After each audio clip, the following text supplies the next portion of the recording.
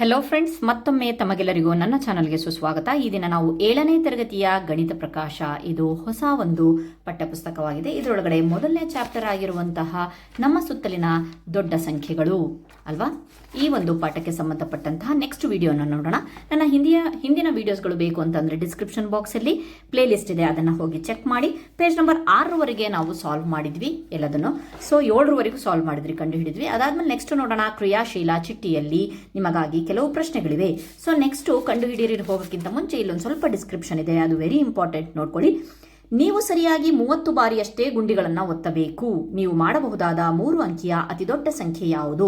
ಇಲ್ಲಿ ಕಂಡೀಷನ್ ಕೊಟ್ಟಿದ್ದಾರೆ. ಏನು, ಇಲ್ಲಿ ಒಂದು ಕ್ರಿಯಾಶೀಲ ಚಿಟ್ಟಿ ಕೊಟ್ಟಿದ್ದಾರೆ.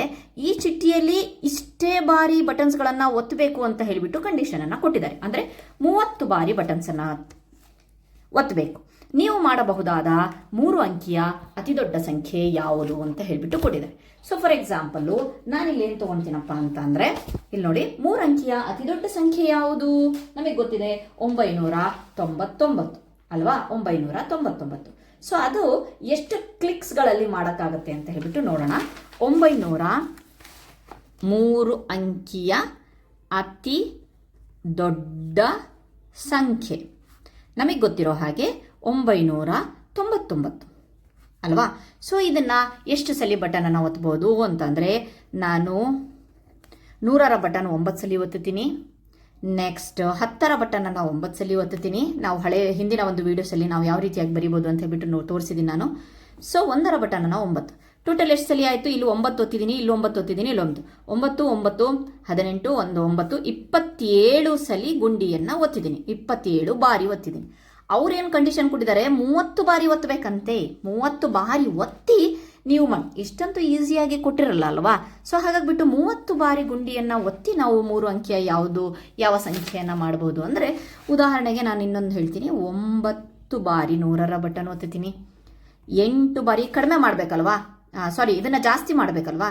8 ಬಾರಿ 10ರ ಬಟನನ್ನು ಒತ್ತುತ್ತೀನಿ. ಓಕೆ, 17 ಬಾರಿ ಆಯಿತು.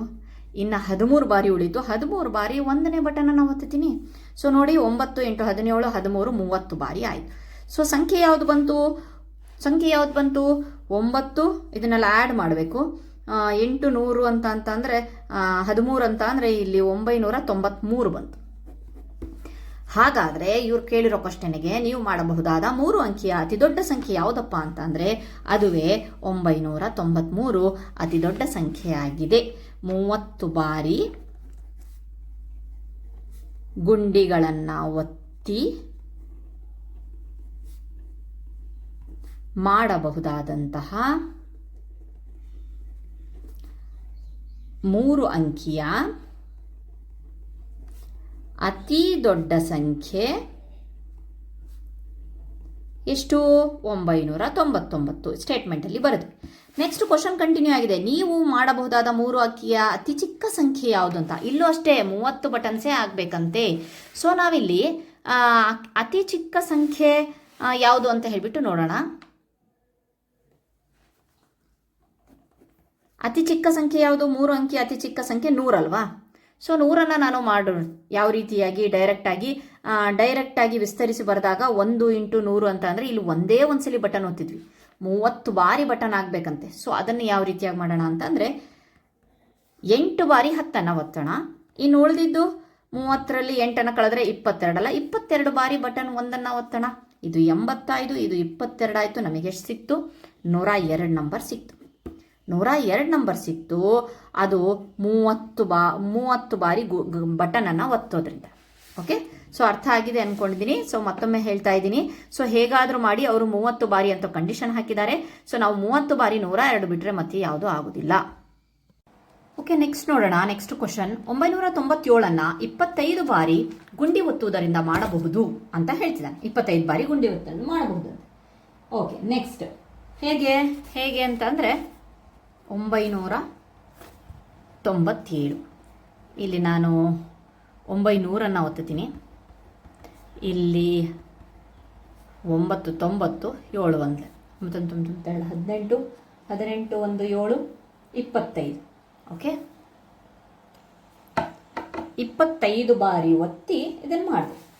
ಆದರೆ ಅವ್ರೇನು ಹೇಳ್ತಾ ಇದ್ದಾರೆ, ಗುಂಡಿಗಳನ್ನು ಬೇರೆ ಬೇರೆ ಸಂಖ್ಯೆಗಳಲ್ಲೇ 1ರಿಂದ 997 ಮಾಡಬಲ್ಲಿರಾ? ಇಂತಹ ಪ್ರಶ್ನೆಗಳನ್ನು ಸೃಜಿಸಿ ಅಂತ ಕೊಡ್ತಾರೆ. 25 ಬಾರಿ ಗುಂಡು ಒತ್ತೋದ್ರಿಂದ ನಾವು ಮಾಡ್ಬೋದು. ಇಲ್ಲಿ ತೋರಿಸಿದ್ರು ಡೈರೆಕ್ಟ್ ಆಗಿ ನಾವೇನು ಸಂಖ್ಯೆ ಬೆಲೆಗೆ ತಕ್ಕಂತೆ ಹಾಕೊಂಡು ಹೋದ್ರೆ ಅದು 25 ಬಾರಿ ಆಯಿತು.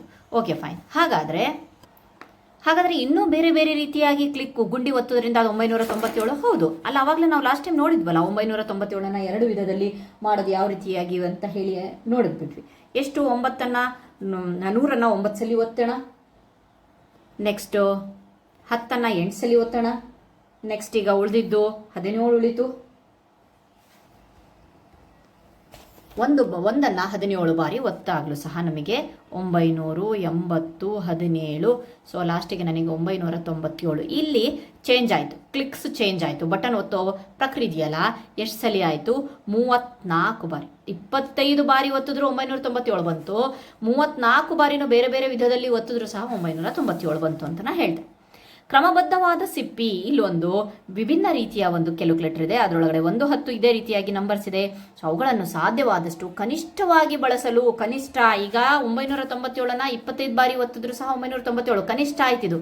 24 ಮತ್ತು 34ರಲ್ಲಿ ಇದು ಬಹಳ ಕಡಿಮೆ ಬಾರಿ ಒತ್ತೋದ್ರಿಂದ ಡೈರೆಕ್ಟ್ ಆಗಿ 997 ಬಂತು. ಹಾಗಾದ್ರೆ ಸಾಧ್ಯವಾದಷ್ಟು ಕೆಲವೇ ಗುಂಡಿಗಳನ್ನು ಒತ್ತೋದ್ರಿಂದ 5072 ಮತ್ತು 8300 ಗುಂಡಿಗಳನ್ನು ಪಡೆಯಬಹುದೇ ಅಂತ ಹೇಳಿಬಿಟ್ಟು ಒಂದು ಎಕ್ಸಾಂಪಲ್ ಅನ್ನ ಕೊಟ್ಟಿದ್ದಾರೆ, ನೀವು ನೋಡಬಹುದು ಇಲ್ಲಿ. ಓಕೆ, 5000 0 6 1 12. ಓಕೆ, ಮತ್ತೆ ನಾವು ಡೈರೆಕ್ಟ್ ಆಗ್ಲೂ ಮಾಡ್ಬೋದು. 5000 ಒತ್ತು ಬಿಟ್ಟು 72 ಇದೆಯಲ್ಲ, ಸೊ 7 ಬಾರಿ 10ನ್ನು ಒತ್ತಿರಿ, 2 ಬಾರಿ 1ನ್ನು ಒತ್ತಿರಿ. ಸೊ ಅವಾಗ ಬಹಳ ಕಡಿಮೆ ಬಾರಿ ಸಿಗುತ್ತೆ ನಿಮಗೆ. Okay fine. ನೆಕ್ಸ್ಟು ಈಗ ಬರೋಣ, ಕಂಡು ಹಿಡಿಯಿರಿ. ಪೇಜ್ ನಂಬರ್ 8ರಲ್ಲಿರುವಂತಹ ಕಂಡು ಹಿಡಿಯನ್ನು ನೋಡೋಣ. So fine. ಮೊದಲನೇ ಕ್ವಶನ್ ಏನು ಕೊಟ್ಟಿದ್ದಾನಪ್ಪ ಅಂತಂದ್ರೆ, ಹಿಂದಿನ ಅಭ್ಯಾಸದಲ್ಲಿ ನೀಡಿರುವ ಸಂಖ್ಯೆಗಳಿಗೆ ಗುಂಡಿಗಳನ್ನು ಅತಿ ಕಡಿಮೆ ಬಾರಿ ಒತ್ತುವುದರಿಂದ ಪ್ರತಿ ಸಂಖ್ಯೆಯನ್ನು ಹೇಗೆ ಪಡೆಯಬೇಕು? ಹಿಂದಿನ ಬಾರಿ ಅಂತ ಅಂದ್ರೆ ಈ ನಂಬರ್ಸ್. ಓಕೆ, ಈ ನಂಬರ್ಸ್ಗಳಿಗೆ ಕಡಿಮೆ ಬಾರಿ ಗುಂಡಿಯನ್ನು ಒತ್ತಬೇಕಂತೆ. ಸೊ ಏನು ಮಾಡಬೇಡಿ, 8300 ಬರೆದ್ಬಿಟ್ಟು ಅದರ ಒಂದು ಸ್ಥಾನ ಬೆಲೆಗೆ ತಕ್ಕಂತೆ ಬರ್ಕೊಂಡು ಹೋಗ್ರಿ. ಅದಕ್ಕಿಂತ ಕಡಿಮೆ ಮತ್ತೆ ಯಾವ ಕ್ಲಿಕ್ಸನ್ನು ಸಿಗೋಲ್ಲ. ಓಕೆ, 8300 ಅಂದ ತಕ್ಷಣ ಎಷ್ಟು ಬಾರಿ ಆಗುತ್ತೆ? 8, 9, 10, 11 ಬಾರಿ ಒತ್ತಿದಾಗ ನಮಗೆ ಸಿಕ್ತು. ಇದಕ್ಕಿಂತಾನು ನೀವು ಕಡಿಮೆಯಾಗಿ ಒತ್ತುತ್ತೀವಿ ಅಂತಂದ್ರೆ ಅದು ಸಾಧ್ಯ ಇಲ್ಲ. ಸೊ ವಿಸ್ತರಿಸಿ ಬರೆಯೋ ಪ್ರಕಾರ ಮಾಡಿಬಿಟ್ರೆ ಬಂದ್ಬಿಡತ್ತೆ. ನೆಕ್ಸ್ಟ್ ಇದನ್ನು ಅಷ್ಟೇ, 10600 ಆ ಸ್ಥಾನ ಬೆಲೆಗೆ ತಕ್ಕಂತೆ ನಾನಿಲ್ಲಿ ಅದನ್ನ ಒತ್ತಿದ್ದೀನಿ. ಓಕೆ, ಇಲ್ಲಿ ಎಷ್ಟು ಸಲ ಒತ್ತಿದ್ದೀನಿ? 4, 6, 10, 1, 2, 8 ಮತ್ತೆ 9 ಸೇರಿಸಿದ್ರೆ 21 ಬಾರಿ. ಇದಕ್ಕಿಂತ ಮತ್ತೆ ಕಡಿಮೆ ಬಾರಿ ಒತ್ತಿ ನಮಗೆ ಈ ನಂಬರ್ ಸಿಗೋದಿಲ್ಲ. Okay fine. ನೆಕ್ಸ್ಟ್ ಇದೇ ರೀತಿ ನೀವು ಮುಂದಿನ ಒಂದು ಇನ್ನೂ 3 ಲೆಕ್ಕ ಇದೆ, ಅದನ್ನ ಮಾಡ್ಕೊಳ್ಳಿ. ಸೊ ಅದನ್ನ ಸೀದಾ ಡೈರೆಕ್ಟ್ ಆಗಿ ವಿಸ್ತರಿಸಿ ಬರೀ. ಪ್ರತಿ ಸಂಖ್ಯೆ ಮತ್ತು ಅದಕ್ಕೆ ಸಂಬಂಧಿಸಿದಂತೆ ಅತಿ ಕಡಿಮೆ ಬಾರಿ ಗುಂಡಿಗಳನ್ನು ಒತ್ತುವುದಕ್ಕೂ ಯಾವುದಾದ್ರೂ ಒಂದು ಸಂಬಂಧ ಇದೆಯಾ? ಹೌದು, ಸಂಬಂಧ ಇದೆ. ಉದಾಹರಣೆ ಕೊಟ್ಟಿದ್ದೀನಿ. 713 ಅಂತಂದ್ರೆ 7 ಅನ್ನೋದು 100ರ ಸ್ಥಾನದಲ್ಲಿದೆ. ಆದ್ರಿಂದ ಅದರ ಒಂದು ಮೌಲ್ಯ ಅಥವಾ ಬೆಲೆ 7 × 100 700. ಹೌದಲ್ವಾ? 1 ಅನ್ನೋದು 10ರ ಸ್ಥಾನದಲ್ಲಿದೆ, 1 × 10. 3 ಅನ್ನೋದು ಬಿಡಿಯ ಸ್ಥಾನದಲ್ಲಿದೆ, 3 × 1 ಅಲ್ವಾ? ಸೊ ಈ ರೀತಿಯಾಗಿ ಹೌದು, ಸ್ಥಾನ ಬೆಲೆ ಪದ್ಧತಿ ಒಂದು ಸಂಖ್ಯೆಯಲ್ಲಿ ಎಷ್ಟು ನೂರುಗಳಿದಾವೆ? 7 ನೂರುಗಳಿದಾವೆ. ಎಷ್ಟು 10ಗಳಿದಾವೆ? 1 10ಗಳಿದಾವೆ. ಎಷ್ಟು ಬಿಡುಗಳಿದಾವೆ? 3 ಬಿಡಿಗಳಿದಾವೆ ಎಂಬುದನ್ನು ಸ್ಪಷ್ಟವಾಗಿ ತೋರಿಸುತ್ತದೆ ಅಂತ ಹೇಳ್ಬಿಟ್ಟು ಇಷ್ಟು ಆನ್ಸರ್ ಅನ್ನ ನೀವು ಬರಿಬೇಕಾಗುತ್ತೆ 3ನೇ ಕ್ವಶನ್. ಓಕೆ, ಬನ್ನಿ ನೆಕ್ಸ್ಟ್ ನೋಡೋಣ. ಎರಡನೇ ಕ್ವಶನ್ಗೆ 3ನೇ ಕ್ವಶನ್ ನೋಡೋಣ.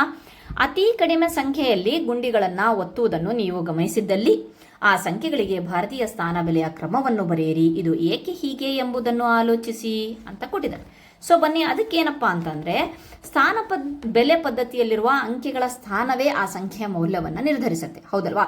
ಯಾವ ಒಂದು ಸ್ಥಾನದಲ್ಲಿ ಆ ಸಂಖ್ಯೆ ಇದೆ ಅನ್ನೋದು ಅದರ ಒಂದು ಬೆಲೆ, ಆ ಒಂದು ಸ್ಥಾನ ಬೆಲೆ ನಿರ್ಧರಿಸುತ್ತೆ. ಆದ್ದರಿಂದ ಒಂದು ಅಂಕೆಯ ಬೆಲೆ ಅದು ಇರುವ ಸ್ಥಾನಕ್ಕೆ ಅನುಗುಣವಾಗಿ ಬದಲಾಗುತ್ತೆ. ಇಲ್ಲಿ ಉದಾಹರಣೆಗೆ ಎಕ್ಸಾಂಪಲ್ ಅನ್ನ 7 ತಗೊಂಡಿದ್ದೀವಿ.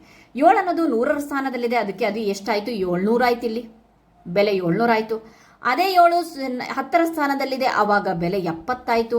ಅದೇ 7 1000 ಸ್ಥಾನದಲ್ಲಿದೆ, ಅದರ ಬೆಲೆ 7000 ಆಯ್ತು. ಅದನ್ನೇ ಹೇಳ್ತಾ ಇರೋದು, ಸ್ಥಾನ ಬೆಲೆ ವೆರಿ ಇಂಪಾರ್ಟೆಂಟ್.